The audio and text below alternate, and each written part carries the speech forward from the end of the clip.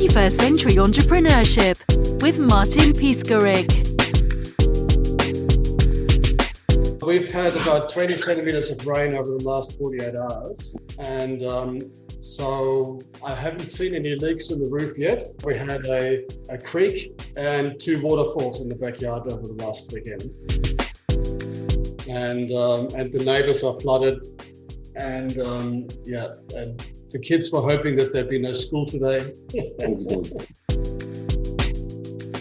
Well, thanks, Martin. It's great to be here. Thanks for getting up at 4 o'clock in the morning to interview you, crazy man. My name is Peter Strohkorb. I run a business called Peter Strohkorb Advisory, and what I advise people on is how to sell more faster. I've been doing this for 10 years now, and prior to that, I spent 20 years in the corporate sector working for sales and marketing departments in very large global organizations. And prior to that, I ran my own small medium business, which I then sold to my biggest customer. But the subject of what I do right now is to help business owners in Australia, in Europe, and in America to sell more faster. And I do that through a number of ways. One is, I'm just about to launch a new book. It's called Smarketing, Sell Smarter, Not Harder.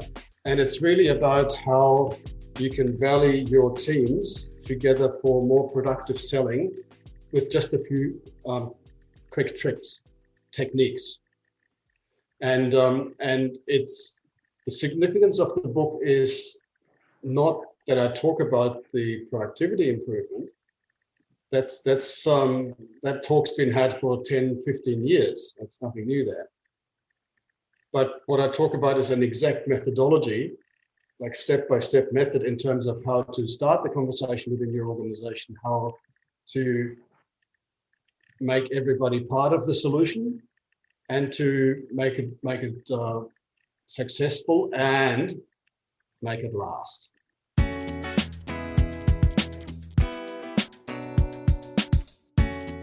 Your new book, Peter, outlines your proven methodology to significantly boost sales results as well as marketing performance across the board. Can you tell us more? When we talk about the new ways of selling, I have been thinking about the old sales funnel. And you know the sales funnel, you put leads into the top, they get advanced by marketing, they get handed over to sales once they're qualified, and then sales will advance them, and then eventually a sale will drop out the bottom. Right? Guess, Martin, when that sales funnel was first invented, what year?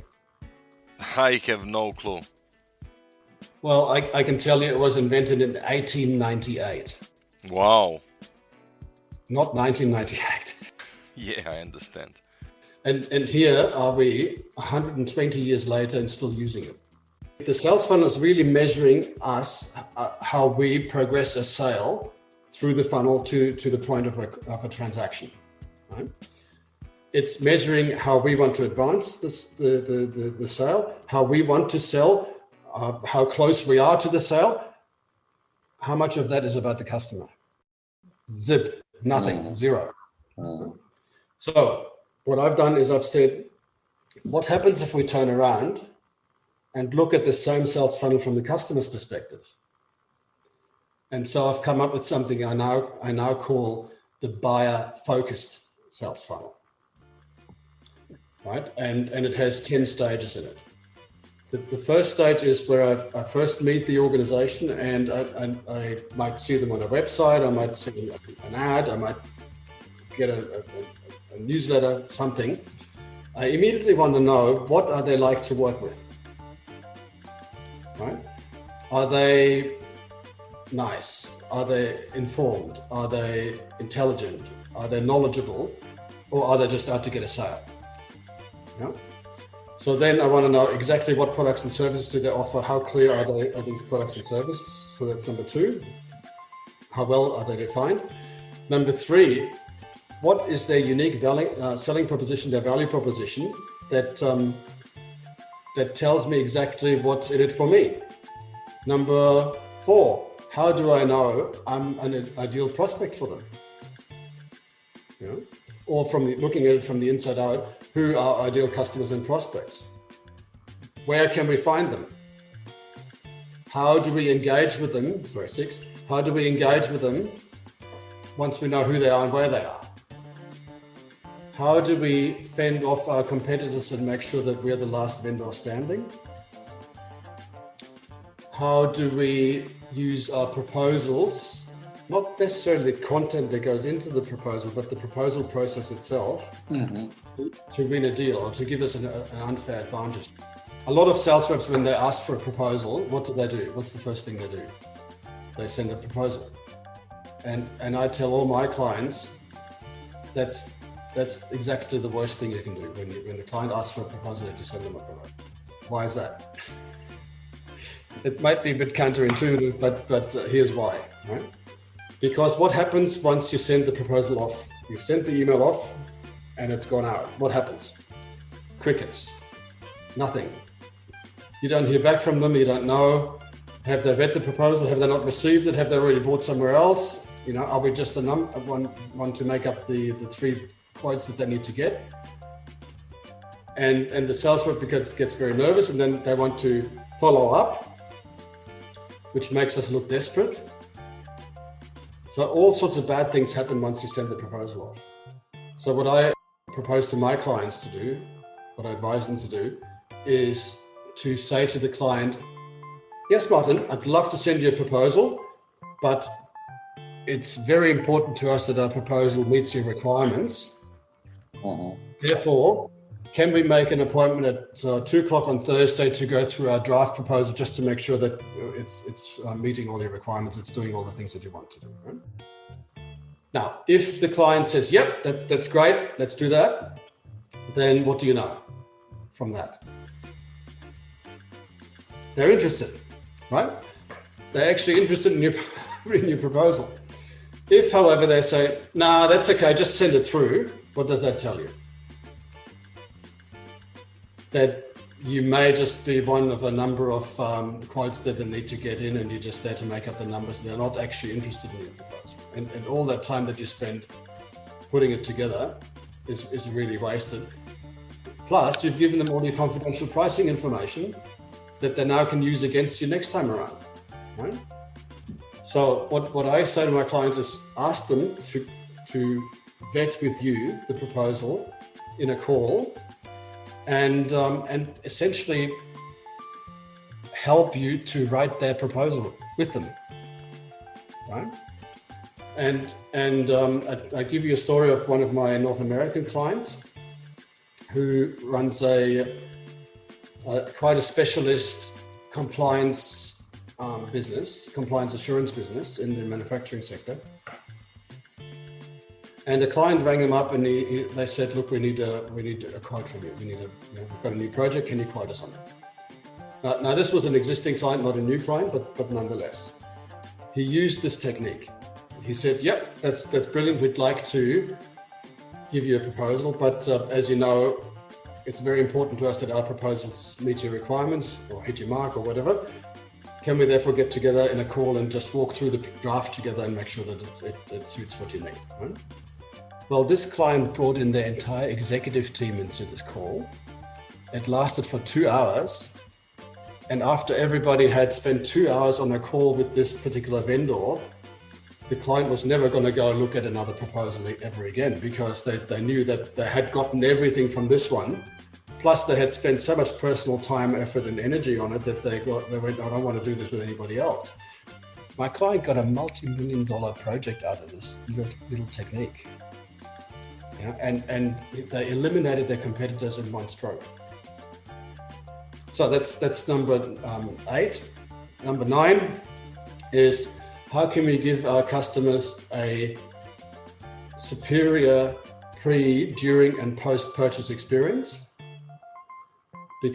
And why do we do that? Because if they have a nice experience, they come back and give us more business. Everywhere else that they go, somebody new, they'll be feeling like they're taking a risk because they don't know what they're getting. With us, they know exactly what they're getting, and it's a good thing. So they bring us repeat business. Number 10 is, how do we train them to become advocates for our business? So not only do they buy from us again and again, but they also tell all their friends, colleagues, mates, contacts about us and get them to buy from us as well. So there are the 10 steps in the buyer-focused sales funnel. Peter, where can we find more about your work and maybe even some resources? Okay, so first answer is go to peterstrohkorb.com. There's several tabs there. One tab's Smarketing, and there's even a self-assessment test in there where you can test your Smarketing score for yourself. It's free. It takes 10 minutes to do. It's not onerous. There is a tab called the buyer-focused sales funnel, where again, you can take a test. You can do a self-assessment in terms of checking how buyer focuses my sales funnel today and where do I have opportunities for improvement still. And then I offer a free advisory call to go through your results with you. And I do that so that you can have a chat about your funnel. I will try to resolve one of the challenges that you've experienced in the call, if I can. But the main purpose there is for you to see how I work and whether there's a good fit for us to work together. And you can make an informed decision in terms of whether you're going to buy from me, just like I said earlier. Because my philosophy is not to ambush you and overwhelm you with stuff. You need to have the experience of self-discovery, run it past me, and then once you have all the information that you need to make an informed decision, then you can. And that's why it's a free call, because otherwise you'd be suspicious, and I wouldn't be able to give you value without you feeling that you're taking a risk. So I follow my own philosophy in that regard.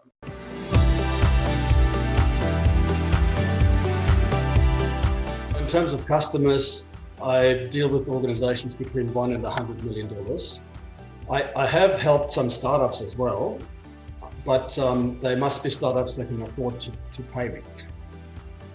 I love helping people, but if too many people reach out to me and want my help, I don't get any other work done. So ideal clients, larger organizations for the sales and marketing alignment piece, for this marketing piece, because they need to be large enough to have a sales team and a marketing team that can do with some help.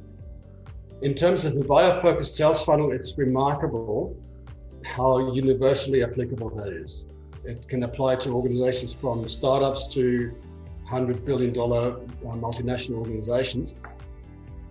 I just find that the small and medium organizations are more ready for change and more open to implement change than the large multinationals. The large multinationals are very hard to get into as a small player in a big world, but also they find it difficult to implement change internally themselves.